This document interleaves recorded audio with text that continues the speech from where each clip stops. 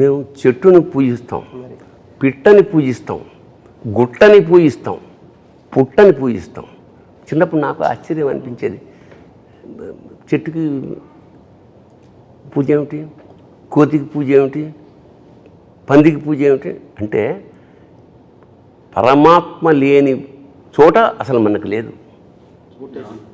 అది తీస్తే ఒక కర్ర పెట్టేసి దానికి పసుపు పెట్టేసి అంటే ఎంత అంటే ఈ స్థాయి కల్చరు ప్రపంచ ఎందుకంటే ఇది వెరీ రీజన్.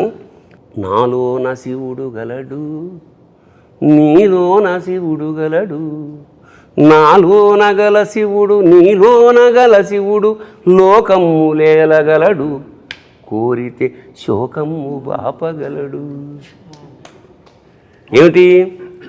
ఈ తల్లిపోయింది, ఇతను ఎక్కడో ఉన్నాడు, రావడానికి వీళ్ళని కేచరీ గమనం మీద వస్తే తప్ప అక్కడ రాలేడు. అలాంటప్పుడు అందరూ వెయిట్ చేస్తున్నారు.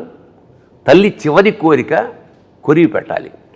ఎన్నో ఏళ్ల నుంచి పుట్టినప్పటి నుంచి వెయిట్ చేస్తోంది, రాడు అని పాత్రలు ప్రేక్షకులు నిర్ణయించినప్పుడు సాక్షాత్కారంలా వచ్చేసాడు. వచ్చి కొరివి పెట్టి అందరూ ఆశ్చర్యపోయారు. ఎవరు వచ్చారు? తర్వాత ఒక మెసేజ్ పెడుతుంది, అమ్మాయి వచ్చి షాక్ అవుతుంది. ది రీజన్ ఈజ్, అప్పుడు నాకు అనిపించింది నాలోన శివుడు గల్డంటే ఇదే. నాలోన గల శివుడు నీలోన గల శివుడు నాటకాలాడగలడు, తెరదించి మూట కట్టేయగలడు.